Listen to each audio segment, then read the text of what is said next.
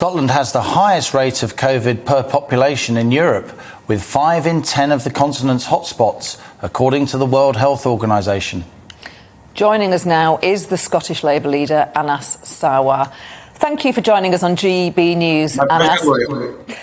So, the Scottish Government have responded to your call and said that an 8-week gap is optimal. Is Hamza Yousaf, is he right?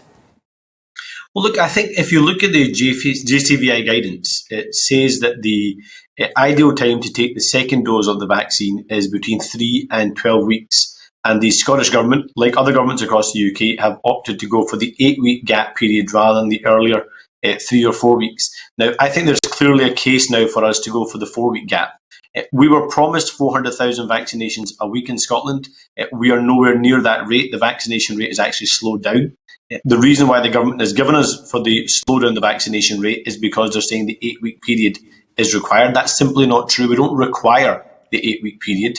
And there's other parts of the UK, for example, in London, where you can get your second dose of the vaccination after 4 weeks. So if you look at the COVID hotspots, particularly in areas like Glasgow and in Dundee, where we see a significantly high level of the virus, but also a significantly lower level of vaccine rates, is let's have walk-in vaccination centres, no appointment needed, no registration with a GP needed. You can get your first vaccination if you're 18 plus, and you can get your second dose of the vaccination after 4 weeks. That will help us draw down this virus and help reduce hospitalisations.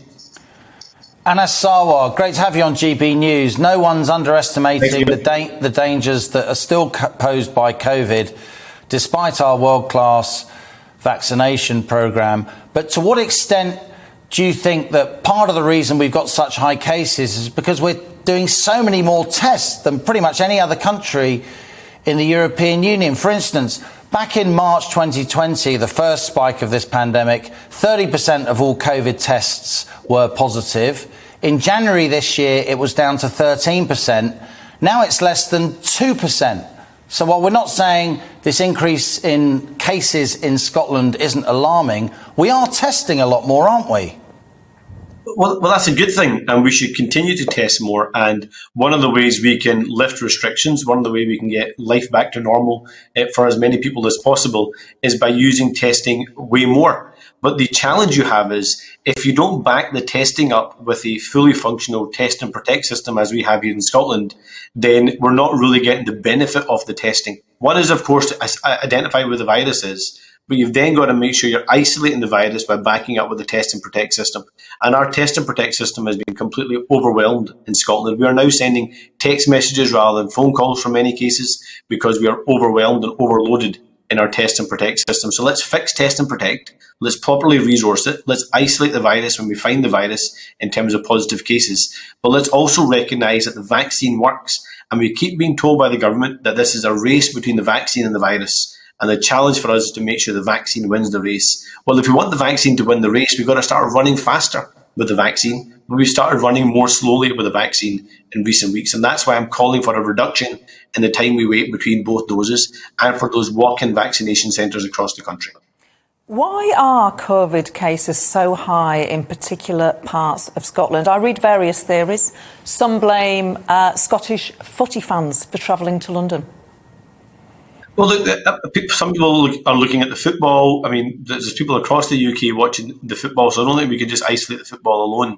But I think what we have seen in recent weeks, and look, I've been praising the Scottish Government for their communication skills through this pandemic. I think they have, in the early part in particular, communicated in a much better way than Boris Johnson and the UK government have.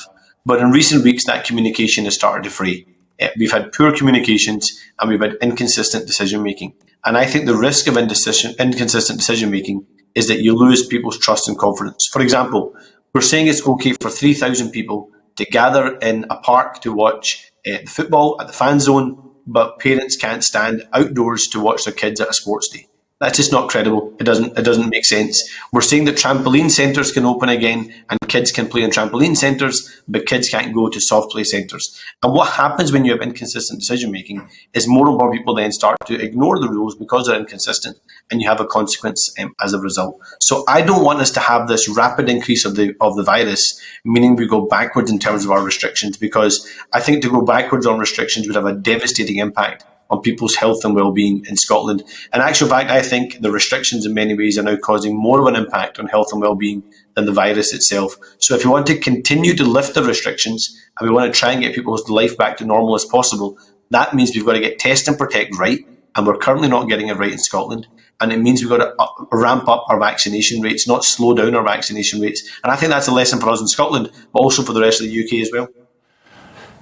Anas Sarwar, when Labour last won a majority at Westminster back in 2005, your party won 41 seats north of the border. I think you now only have one Scottish Labour MP. They're rarer than pandas in Edinburgh Zoo, as Alex Salmon may have said once. But seriously, look, we need a fully functioning democracy in this country. We need Labour to be strong and challenging for power. You can't realistically do that unless you start winning again in Scotland. How are you going to make that happen? Well, Liam, the first part of that is being honest. The Labour Party's not been good enough. And because we've not been good enough, people haven't been voting for us. And I think a big part of the challenge has been a pretense that somehow everything is fine. One more nudge is all it'll take. There isn't a silver bullet. There isn't one single policy that's going to be a silver bullet. There isn't a silver bullet around the constitutional question. There isn't just one line of a message that's going to win us back. And actually, I think that's a lesson for us, not just in Scotland, but across the UK. And my plea to people across the UK is the first red wall to fall wasn't the north of England. The first red wall to fall was Scotland. And also to the rest of the UK, don't make the same mistakes the Scottish Labour Party made or Scotland made in the aftermath of the referendum in the rest of the UK. The way we win back is by being credible, by being honest, by being authentic, and doing the politics of hope, empathy and unity. How we pull our communities back together again and have a message that wins on big ideas, but wins on emotion too. And I think for too long in the Labour Party, we don't want to compete on emotion. We've thought just big ideas will be enough. I want us to have the biggest ideas, the best ideas, but I also want us to compete on emotion in Scotland and across the UK. And that's the pathway back to a government in Scotland, a Labour government in Scotland, and a Labour government across the UK as well. Very briefly, is Keir Starmer a help or a hindrance to your mission? Look, I think Keir's a help, but I mean, and I've said this directly to Keir, and I've said it directly across the board as well, is we're on a journey. We've got to be honest with people about the fact that we are on a journey and we aren't going to get success overnight, and this is going to take time to rebuild. And we've done a lot of damage. There's been a lot of damage. We can only credibly preach unity to the country if we're demonstrating unity ourselves.